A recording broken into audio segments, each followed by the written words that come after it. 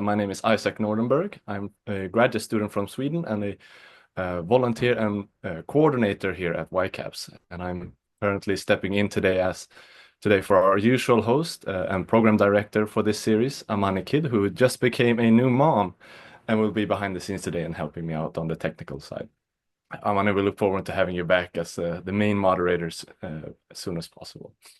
And so today we are joined by Dr. Stephen Nagy, who will presenting on Japan-China relations, balancing engagement, resilience, and deterrence in an era of instability. Dr. Stephen Nagy's main affiliation is as a professor at the International Christian University here in Tokyo. Concurrently, he is a visiting fellow with the Japan Institute for International Affairs. He serves as the director of policy studies at the Yokosuka Council on Asia-Pacific Studies and is spearheading our Indo-Pacific Policy Dialogue series. He's currently working on middle power approaches to great power competitions in the Indo-Pacific. And so we will post some of his recent publications and work in the chat later on for those who are interested in looking further into Dr. Nagy's work. And for the remainder of this presentation, I would also like to remind everyone to refrain from turning on your microphones during the duration of today's recording and presentation. So without further ado, please go ahead, Stephen. Yeah, thank you very much, Isaac and Amani, for putting this together. And thank you to YCAPS for the opportunity to share some ideas about Japan-China relations in terms of three key words. And I want to bring in this idea of balancing engagement. So that means strong relations, whether it's trade or some kind of engagement. Resilience, that's building kind of a strength or an ability to respond to pressure or coercion or some kind of challenge. And lastly, deterrence is how to prevent conflicts from emerging. Now, in doing so, what I want to do today is, and I'm going to try to do this in three different steps. The first step is to introduce you to the bilateral relations in 4 books. Now, this is not an exhaustive list. It's books that I think are useful to broadly frame this important relationship. And then I want to give you some examples of the engagement, resilience, and deterrence aspects of contemporary Sino-Japanese relations. And then lastly, I want to talk a little bit about the future of Japan-China relations. And I alluded to this in my initial discussion, or my title, where I said in an era of instability. And I think we have moved into an era of instability as great powers or big countries are moving into a way where they use power as a means to prosecute or engage in international relations. And this is, I think, quite a big change since the end of World War II. So it's something that I'd like to touch upon. And hopefully this will bring you a bit more clarity about the important bilateral relations that we want to talk about, but how they fit into the bigger, broader puzzle of a changing international order. So one of the books that I really enjoy, and it's not a perfect book like any book, but it's an important book for understanding China and Japan. And this is by the late Professor Ezra Vogel. Vogel articulated a relationship between these two countries as one of teacher-student, and then alienated student and teacher, and then student becoming teacher, and then finally that they both need to teach each other. Now, if we look back in Japanese history during the Tang Dynasty, and we say Tojidai in Japanese, during this period was a period of heavy cultural borrowing from Japan, or from the Tang Dynasty to Japan. So if you go to cities like Nara, or you see the temples in Horyuji, or even the structure of how Kyoto was designed, not to mention the tea ceremony and Buddhism, much of this was imported during those 150 years. And again, Japan was a student. That doesn't mean that Japan didn't localize these traditions or blend them with local traditions, but it suggests that the Tang Dynasty at that time was the teacher in the relationship, and Japan was the student. Now, as the Tang Dynasty, as many dynasties do, turn to corruption and start to erode away in their power center, Japan identified, I think correctly, that it was time to step away from the cultural borrowing process to maintain a distinct Japanese identity, but also not be victim of the political instability within the Chinese context. And as a result, we really saw a blank in Sino-Japanese relations from about the 8th century to what we would call the 19th century, when the Meiji Restoration started.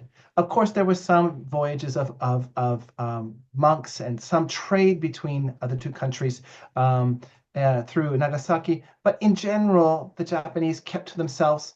Of course, they experienced the Sakoku Jidai, the era of a closed Japan under the Edo government. But when Japan encountered the West, and it understood that it was important to modernize and westernize to a certain extent, we saw Japan start reaching out. It built its economy, it became a trading country, and the Japanese leaders on the so-called Iwakura mission visited first the United States, then the European countries, and they came back to Shanghai. And what they saw in Shanghai was a shock. The country that they saw as the flower of civilization was poor and decrepit, and it faced the challenges of domestic rule within the Qing dynasty context. They just had the Taiping Rebellion, where hundreds, millions of people were killed. Governance was weak, and at that point, the Japanese thought that no longer that was the Qing dynasty, or China that we know today, was going to be the teacher. It was Japan to start to chart out its own destination. And from about the 1860s, really until the end of World War II, it was Japan that was the teacher. Japan taught about modernization. It taught the Chinese how to perhaps self-strengthen. It was unsuccessful, but we had many Qing dynasty leaders and early Republican leaders come to Japan to study how to modernize. Of course, we know that Japan and China had two wars: the First Sino-Japanese War, which ended in 1894, and of course the Second Sino-Japanese War, which, depending on what your date is, either started in 1931 or 1937 and ended in 1945. Japan was defeated by the United States. It wasn't defeated by China. And Japan went through a period of occupation. But when that occupation ended, Japan was facing a China that was caught up in the further of socialism and communism under Mao Zedong. So the relations were somewhat frozen during this period. But when the United States normalized relations with China, they followed very quickly. And then we saw, again, Japan return to this position as a teacher. It tried to engage China through the lens of intergovernmental assistance and overseas development assistance. It was the contributor to the current production network by providing ODA, overseas development assistance, and massive sums of foreign direct investment to build the production network and the supply chains that helped really build today's modern China. We know the story. The bubble burst in Japan, and by some scholars' estimates, it's had 3 decades of malaise or stagnation.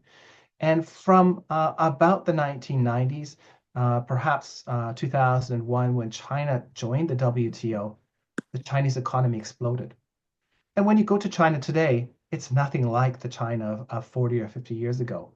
Beijing, Shanghai, Nanjing, Suzhou, Fuzhou, Guangzhou, of course, the cities of Hong Kong and others, really are modern masterpieces in many ways. And it speaks to China's development, the fundamental changes it has. And today, China is a leader in EV vehicles. It's a leader in AI, which we saw with the DeepSeek announcements about a month ago. And it's become a leader in solar panels and many other areas. Of course, there's many challenges in China. But what Ezra Vogel was saying is that now, it's not Japan as the teacher or China as the teacher. They've moved into a place where they need to face each other's darker history, and they need to move into a place where they start teaching each other their strengths and teaching how to deal with each other's weaknesses. In this case, China's flexibility and innovation. In this case, Japan's orderly society, rule of law, and innovation.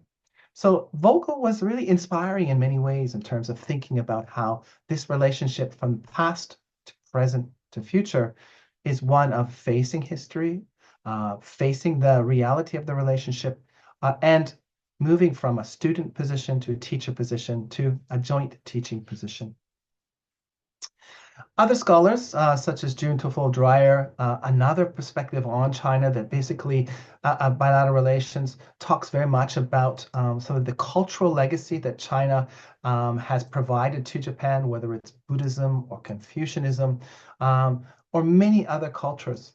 But she also makes the distinction that even though Japan borrowed many cultures from China, it localized those cultures. And the culture that exists in Japan today is not only Chinese culture from the Tang Dynasty.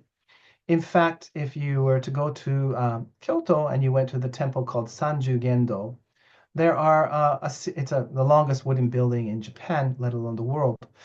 There are hundreds of Buddhist statues, and they look like Indians, and their names are in Sanskrit, and it speaks to the cultural legacy that Japan also inherited from India. And this is quite interesting when Prime Minister Abe hosted Prime Minister Modi on his state visit to Japan. That was the first place he took Prime Minister Modi to try and demonstrate that Japan has an attachment not only to China, but also to ancient India. Dreyer also talks about the trilateral relationship between the United States and Japan and China, in that the post-World War II Japan-US partnership gave Japan a position of strength to engage with China, to help economically develop China, and help bring, I think, regional integration forward by working with China and South Korea and Southeast Asian nations. She mentions that US-Japan relationship, though, is also a challenge for China, in that China sees Japan as a secondary partner when it comes to the United States. And now, I think, in the contemporary era, very much Japan is a partner from China's point of view in containing China. Now, whether this is the reality or not, I think this is a different story, but it speaks to this complex trilateral relationship that Dreyer was trying to point out, that there's a cultural level, there is a geopolitical level, and of course there is a bilateral dependence or mutual dependence level that she speaks about in the past, the present, and future. What is that bilateral mutual dependence? Well, if we look back in 2022, which is, I guess, the height of the pandemic, the two countries had about $380 billion of bilateral trade. That bilateral trade was by and large equal, suggesting that both countries benefit from each other's engagement. And this is one of the messages that I think comes out in her book. Another interesting way to understand, I think, the bilateral relations is how each country is interested in writing and creating narratives about history. I think most of us recognize that Japan invaded China. It created a puppet state in terms of Manchuria, and there were atrocities committed in Nanjing and other parts of China. But at the same time, I think the post-World War II narrative of Japan being anything but a pacifist state is highly problematic. And what we see in this great book by Rana Mitter talking about China's war with Japan, and he really is highlighting how the Chinese Communist Party, in their efforts to rewrite the narratives of the past to legitimate its present power and its present position regionally and globally, is attempting to fundamentally rewrite how we understand the war with Japan. If you go to China, and the parade in 2015 is an excellent example, the Chinese Communist Party highlighted that it was an integral part of defeating Japanese fascism and global fascism. And because it was part of defeating Japanese fascism and global fascism, that's the tripartite between Germany, Italy, and Japan, that China was one of the legitimate post-World War II countries that stood up to aggression. Now, of course, I think the real history here is that it was the nationalists that fought against the Japanese and died against the Japanese. And the Chinese, the Communist Party itself, uh, hid in a small Chinese city called Yeian, and waited for the nationalists to tire themselves fighting the Japanese and then engaged in a civil war following the surrender of Japan. But this rewriting of history is a fascinating way to be understanding how these two countries are engaging with each other. The Chinese Communist Party, a one-party state, is interested in fundamentally reshaping how their people understand the conflict with Japan, the party's role in fighting Japan, and try to argue for uh, a, a role, a legitimate position in the post-World War II position where China was one of the good guys, quote unquote. And our Japanese colleagues as well, we do have a segment in society that do um, uh, have revisionist tendencies. But the nature of Japan's multi-party system, its democratic society, and relative freedom of press allows for a broad continuum of ideas to help us understand their history. So although similar revisionist trends exist in the Japanese context, we have more, I think, um, legitimate understandings of Japan's present, past, and its future. A last book that I want to touch upon in this kind of few comments is Richard McGregor's book, Asia's Reckoning. And like Dreyer, he draws a relationship between China, Japan, and the United States, arguing that this relationship is complicated. It's seen as a relationship of engagement, where Japan engaged with China in the post-normalization period in 1972 onwards to help it develop, build those supply chains, build the economy as a way to um, pay back, I think, what many leaders at the time understood as a war that was unnecessary against their neighbor. It's also a relationship, as McGregor argues, of cooperation, where Japan and China cooperated on many different issues, putting history aside. And as Mao Zedong said to Tanaka Kakue, that there's no reason to apologize for the invasion. If it wasn't for Japan, there'd be no China today and no Chinese Communist Party. So this is a fascinating way to be thinking about the bilateral relations and how leaders put history aside to focus on cooperation and economics. But of course, there's problems, and McGregor talks about these problems, whether it's historical understandings, territorial disputes, and of course, how the United States plays an important role in the region, providing the security architecture that in many ways guarantees Japan's security and other countries' security in the region, but from China's point of view, challenges its legitimacy and is a great source of insecurity. Now, I guess the inconvenient truth when we talk about this relationship, and I mentioned this earlier, is that the trade relationship is very favorable to each other. I think we often think that China has surpassed Japan and Japan is no longer relevant. But again, the bilateral trading relationship remains very, very favorable for both. The economies are mutually dependent in many ways, complementary, and at this stage, there is no future Japanese market and Japanese sustainable economic future without China purchasing Japanese goods. And I think that this is a reality that many countries face within the region. We also see Japanese companies in China, between 25,000 and 30,000 businesses continue to exist in China. And this is, again, despite some of the challenges that we face. For Japan, again, China is still a major source for low-cost goods. And I'm sure all of us have purchased some of them even in the past week, whether we go to Don Quixote or we go to Muji or other stores. China still provides a great source of inexpensive goods to help keep our quality of life high.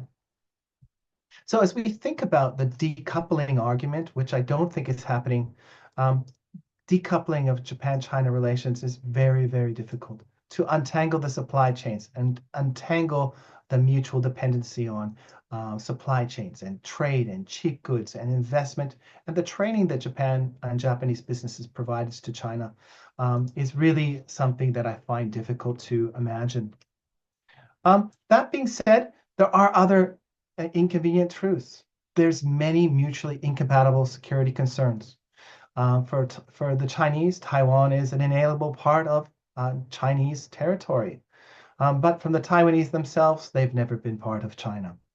And from Japan's perspective, Taiwan is Taiwan's security, and stability is Japan's Taiwan stability and security.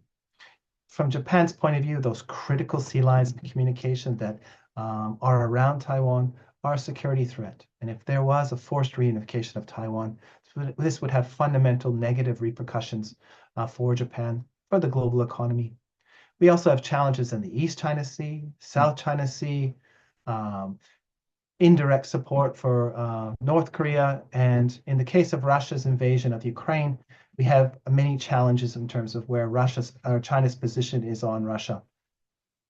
Historical issues continue to be distorted in both countries, perhaps much more on the Chinese side. But again, we should be fair to say that history is distorted in Japan as well in some sectors. Economic coercion is another inconvenient aspect of this bilateral relationship, where Japan has been subject to economic coercion, not once, not twice, many times. And this raises important questions about the upcoming Japan-China Friendship Committee that will be visiting Beijing later this month. And we also have a nuclear buildup in China today, not necessarily targeted at Japan itself, but targeted at US bases and the US nuclear umbrella that exists throughout the region. In this sense, these inconvenient truths speak to the challenges that this bilateral relationship faces.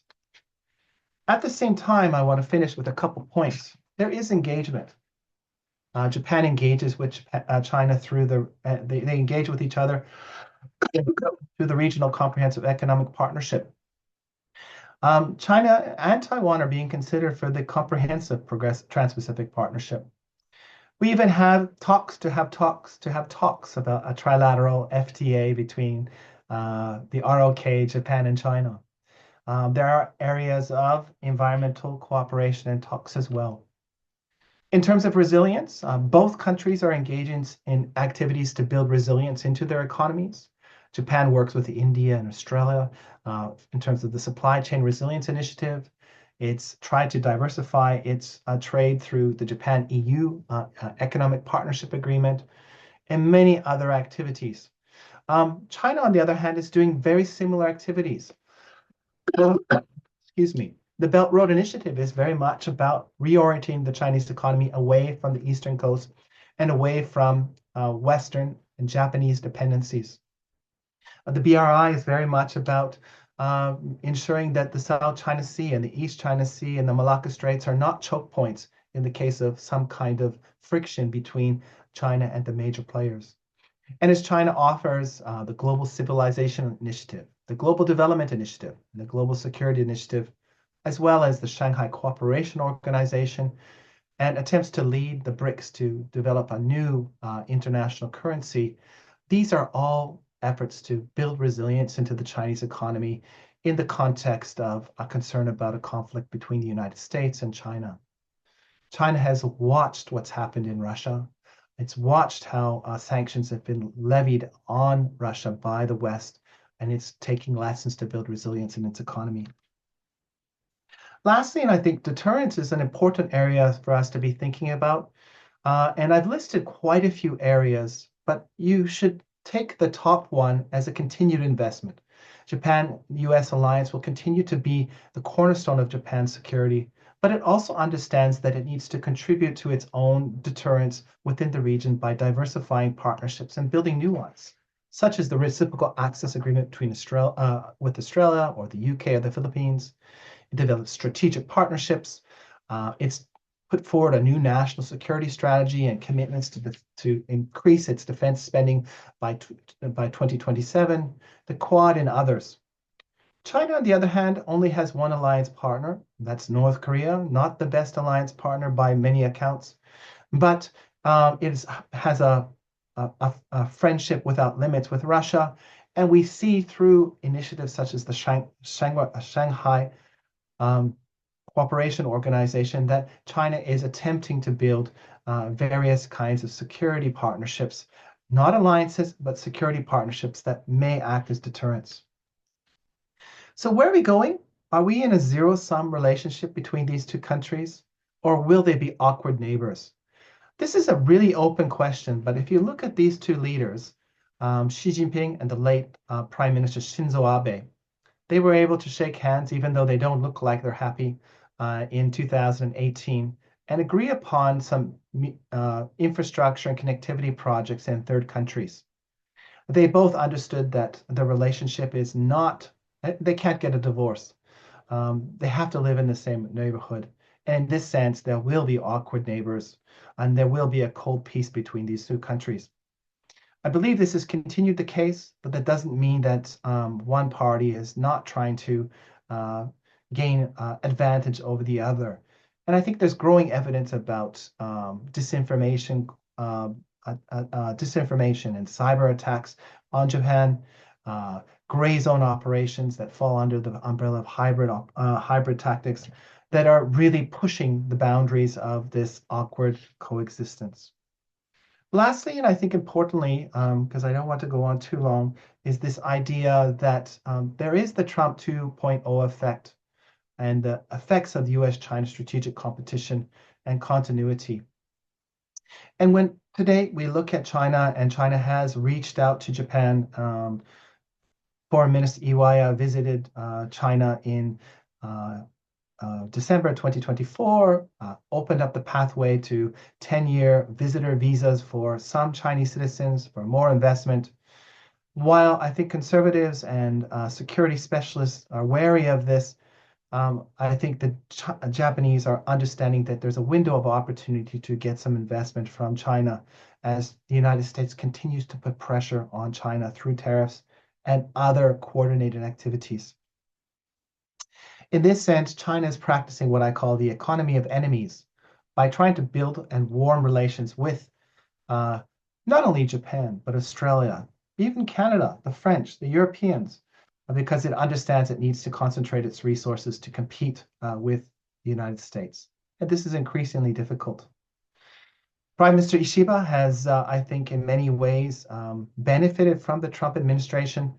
He's handled the relationship surprisingly well so far, and Japan may escape some of the harder line tariffs moving forward.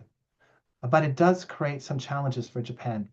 Does it continue to deepen its relationship with the United States under a more unpredictable, unorthodox US, or does it try to diversify its economic partners? That leads to my second point, Trump and deep changes in US foreign policy. Is it Trump? Is he burning down the house and creating a new international system, or does he represent continuity? I would argue that that the way he talks and the way he does things is fundamentally different than previous presidents.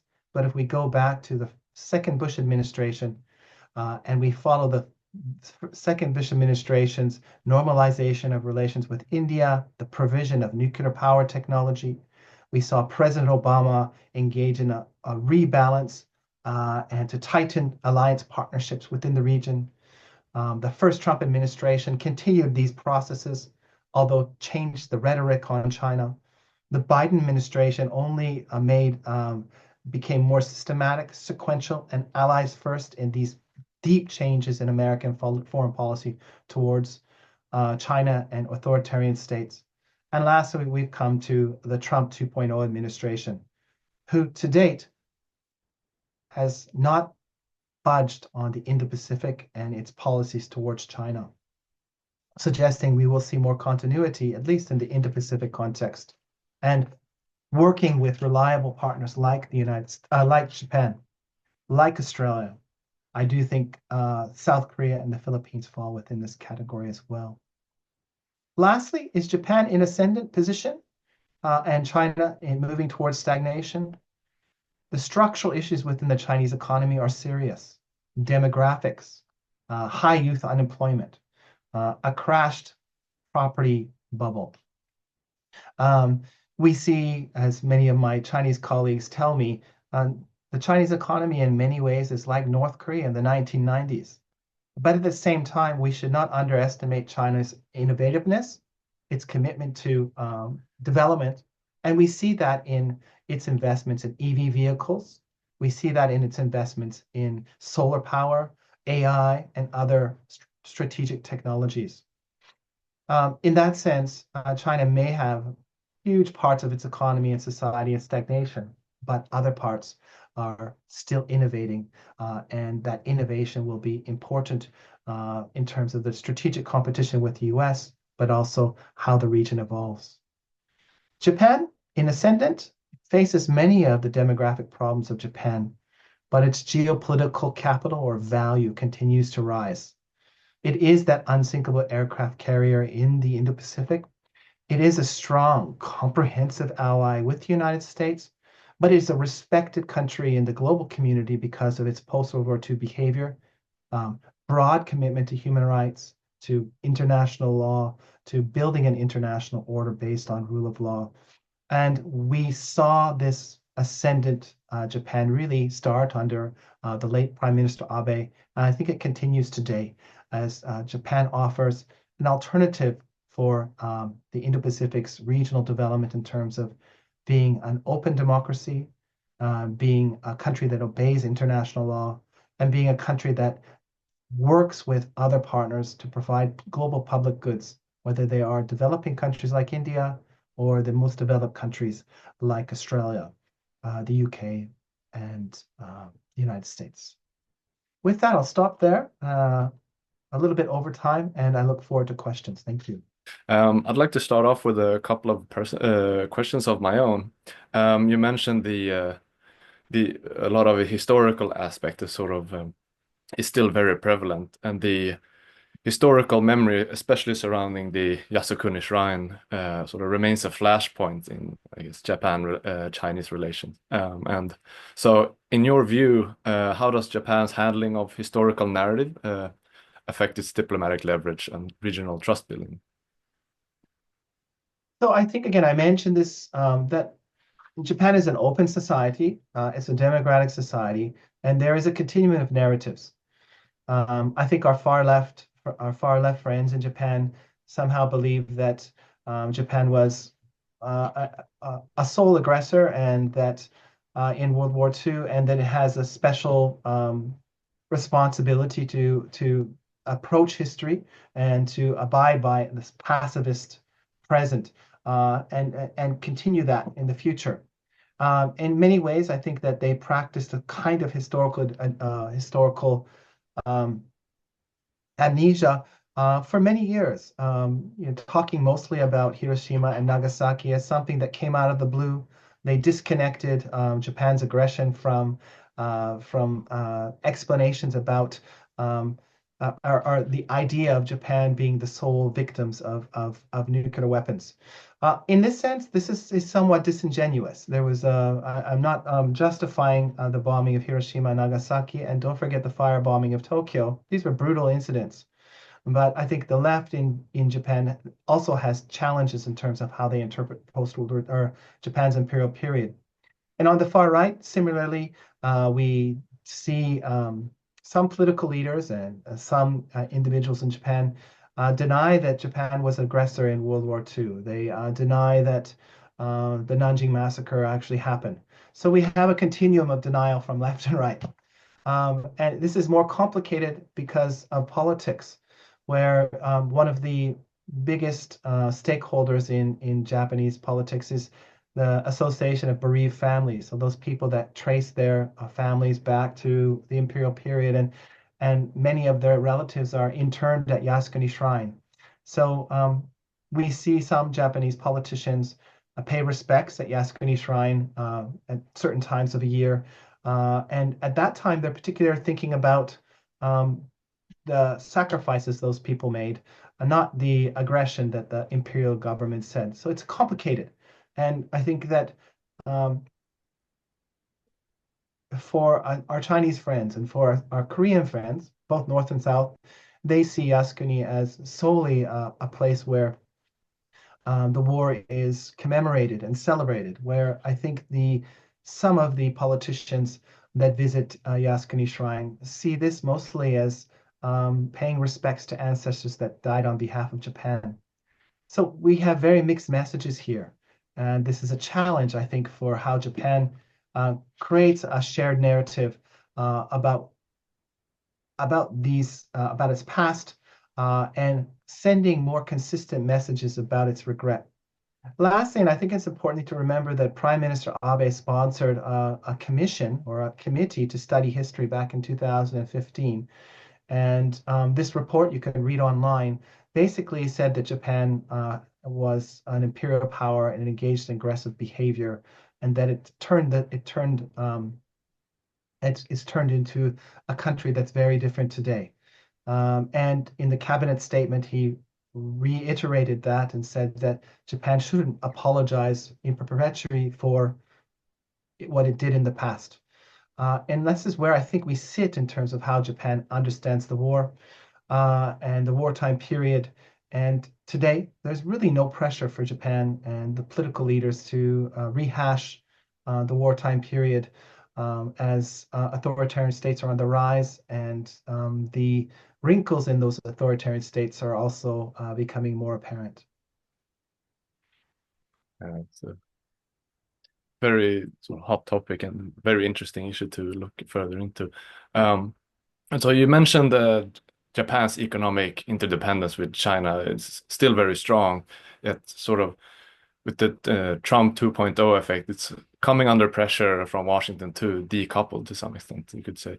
Um, how do you think this comes in line with Japan's economic strategy, and how does this reflect or contradict its security posture towards China? Well, I think that Japan and the United States will work out some kind of compromise in terms of tariffs. I think that the strategic community in the United States and the strategic community in Japan both understand that the Japan-US partnership is the linchpin. It's incredibly important to maintain if we want to maintain peace and stability in this region and prevent China from becoming the regional dominant country. And I think that you cannot make America great again or Japan ascendant again without investing in this relationship. So I believe the security community understands this. I believe the Trump administration understands this.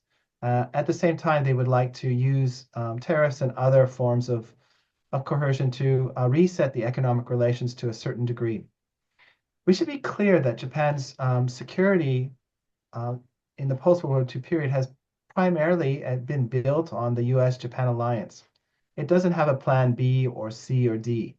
And as a result, I think that this idea that they could fundamentally change is largely a fantasy. Um, I think it's also important to understand that Japan has already been restructuring its economy. Now, when I said Japan and China are mutually complementary, or they have a kind of mutual dependence, that's true. But remember, the cost of doing business in China has increased. Labor cost has increased. Of course, there's more changes in the regulatory environment, national security laws, cybersecurity laws, um, new national security law. These have all created challenges for businesses to do business in China. And it's not just the Japanese that are not investing anymore. It's Europeans and Canadians and Americans and Australians because they see the environment as increasingly unattractive. Japan, like most times, and if you have a chance, you can read Hosoya Yuichi's work on this, but he often says Japan is 10 or 15 years ahead of other countries. And Japan has been slowly, selectively diversifying to Southeast Asia and South Asia in terms of producing the kinds of goods that it uses for global export. So if any of you use Uniqlo or Muji, take a look at the label. There's a high chance that it's made in Bangladesh or Nepal or Sri Lanka or India or Vietnam or Indonesia. And this is, again, this slow, selective diversification away from China to kind of create a relationship where Japan makes things in China for Chinese by Chinese with Japanese technologies. So if there's another riots or vandalism, it'll affect Chinese citizens. Yeah, I see. Because as a Swede in Europe, we talk a lot about strategic autonomy as it's sort of become a buzzword, particularly from the French. Um, but I don't know how if this has been showing up in Japanese circles, if anything, and if Japan would pursue sort of a strategic autonomy, how, in practical terms, or how much autonomy does Japan realistically have when balancing its alliance with the US and its economic interest with China in that regard? Well, for sure, Japan is interested in maximizing strategic autonomy, but I think we should be clear that Japan and the United States, and frankly, Australia, Canada, European countries have many, many, many overlapping shared interests. Um, we all want peace and stability across the Taiwan Strait.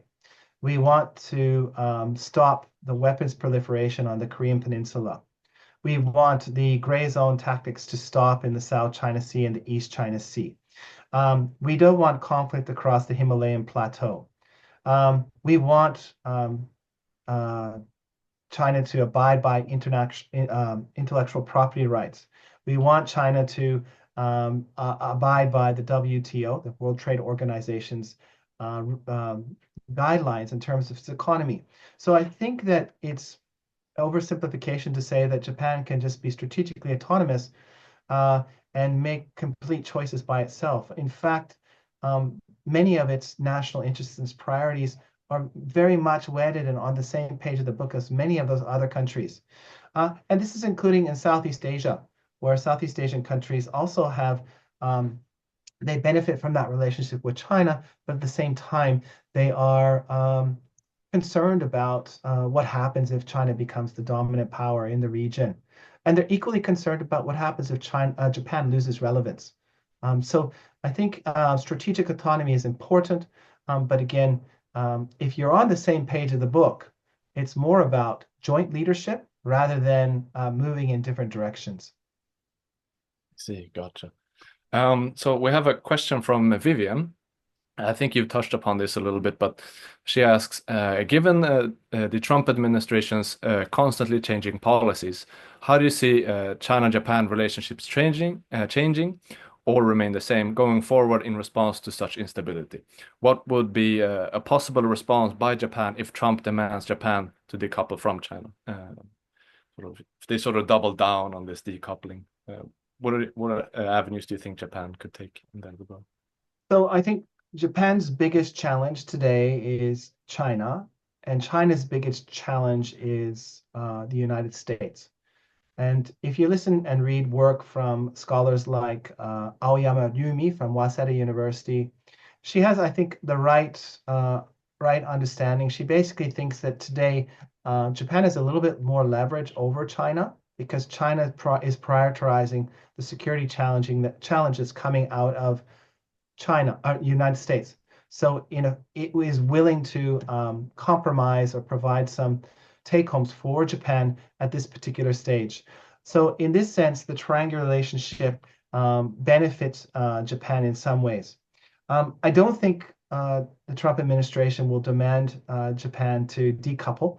Um, it will likely put tariffs on products that are made in China that are even made by Japanese products or Japanese businesses. And we're going to continue to see that even if Japan works with Chinese businesses in Southeast Asia, we're likely to see tariffs on those. And I think this is more of an effort to try and sever or to ensure that any products that are made by related to China will be subject to the tariffs. But if Japan, for example, makes them in India, the tariff situation may be different. So as we look at this, I don't see decoupling as the primary objective of the Trump administration. I don't see them asking this. I see that this would weaken their partnership with Japan and Japan's ability to be a strong, reliable partner. And the precedent is, go back to the oil shock.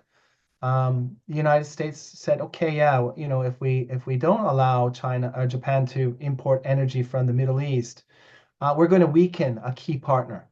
Why would we weaken a key partner? And I believe this logic is still with the Trump administration. Yeah, very good points. James Baptiste asked actually somewhat of a relevant question in regards to that. Which sectors in the Japanese market does China rely on that makes the relationship mutually beneficial? So I think we got a lot of insight, James, on this particular topic after 3/11, the big tsunami and earthquake that happened in March 3/11. So in northeastern Japan, a lot of businesses produce small parts that go into the factories, and they produce the kinds of stuff that China can't produce yet.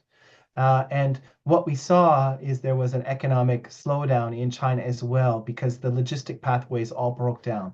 No longer could those businesses provide those little parts that go into the businesses that keep the big factories going. So I think that's one example. Other examples include the wafers that Japan produces for semiconductor chips. While China is being cut off from the most advanced ones, the lower tier technologies are being used by China and being exported to China. So at this stage, I think China is not able to build those. They may be able to build them in 5 or 10 or how many years. And in that stage, the relationship with Japan will change. We should also be aware that the soft skills that Japanese business provide to China is also important. As the central government in China continues to cut back costs and cut back funding to local governments in China, the local governments need to find new sources of funding. And those new sources of funding include Japanese investment by businesses there. They hire local Chinese. They provide some training of how to manufacture, how to manage. And these kinds of skills as well, I think, are still important for China. Although in many other areas, China is moving forward. And I guess that goes to the very first book I mentioned by Ezra Vogel, that it's time for each other to teach each other. Very good points. Vivian mentioned put forward a pretty interesting comment, and I quote her: "I don't know if Ishiba can be said to be doing a good job, given his approval rating has reached a new low." So it made me think, in regards to that, how do you think he's able to balance these approaches to both China and the US currently? Because I remember Shinzo Abe was quite popular during the first or with Trump during the first presidential term. How do you think Ishiba is doing currently? Well, I think if you look around Twitter and you watch some of the conservative and former diplomats, they say stuff like Ishibaba, and they say he has KY Gaiko, which means his foreign policy is not reading the tea leaves. There's a lot of criticism about Prime Minister Ishiba and his rapprochement or engagement with China.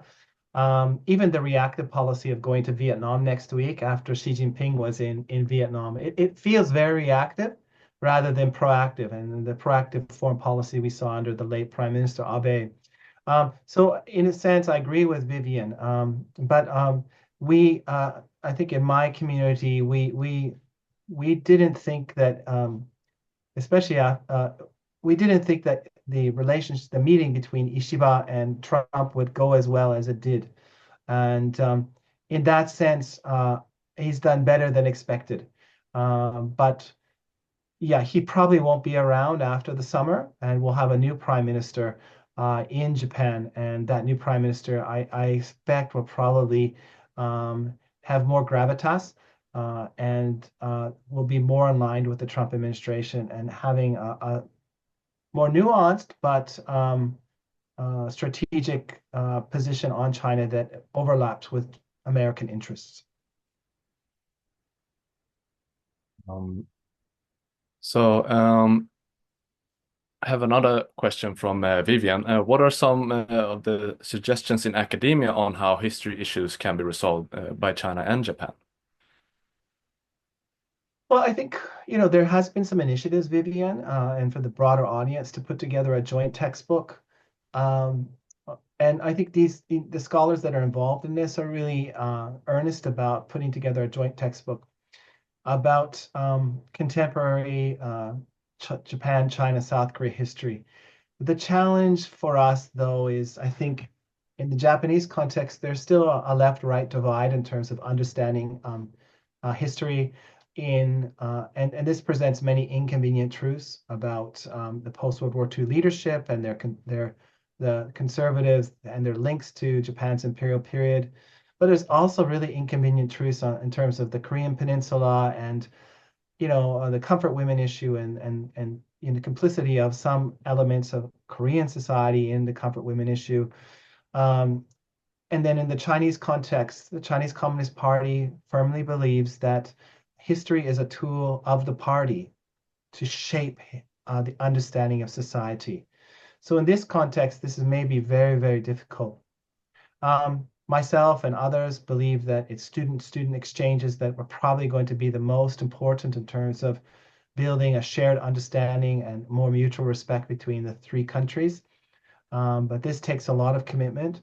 And again, I think that for our Chinese students that visit South Korea or Japan, it's quite a conducive environment. For our Japanese students that visit China, they will experience many things, but I'm not so sure they're going to experience, a more sober assessment of not only the region's history, but also Chinese history.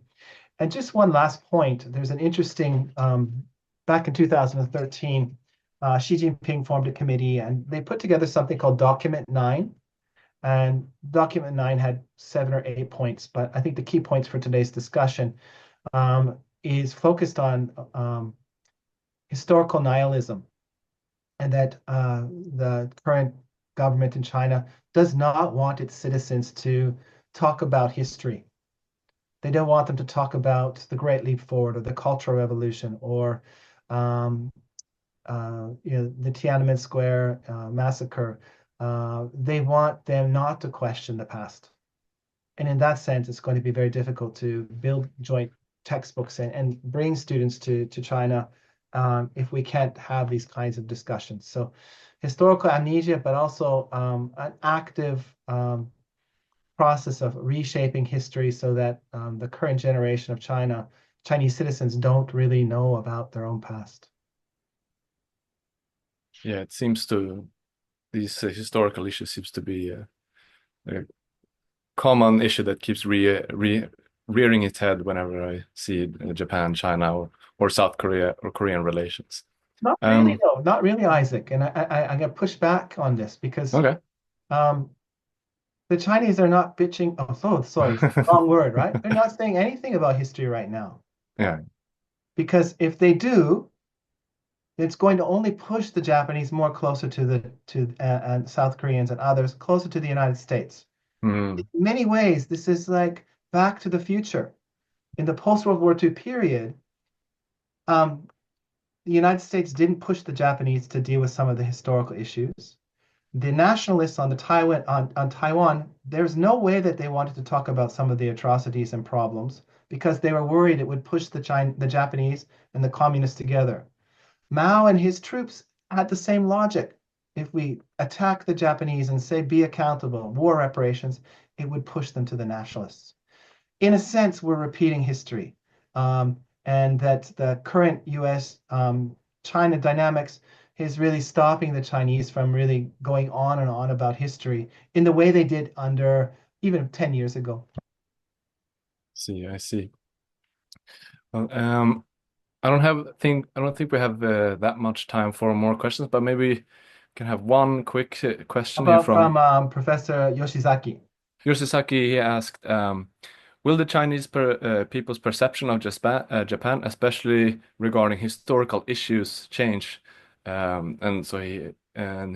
quote him, I previously visited the Anti-Japan Resistance War Museum near Marco Polo Bridge in Beijing, where I saw many exhibits related to the Nanjing Massacre and comfort women.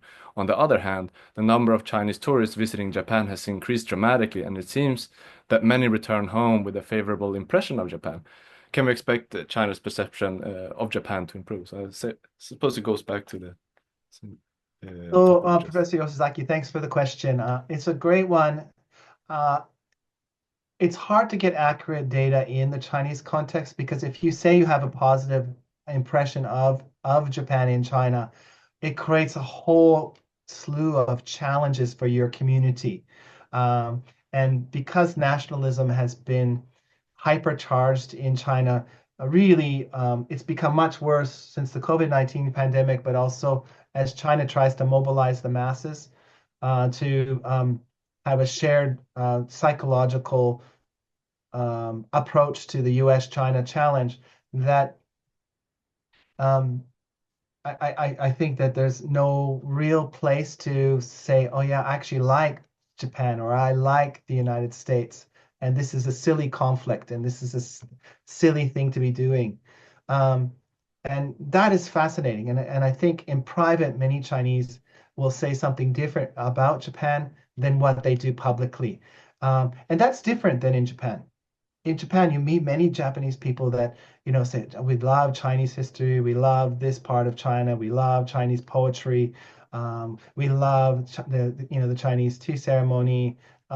It's fundamentally different. So I think as we look to the future, I think we should continue to try and host the Chinese and show them the positive sides of not only Japan, but other Western societies. So they know from experience um, that Japan and Japanese people are not Hideki Tojo wearing banzai, hachimaki.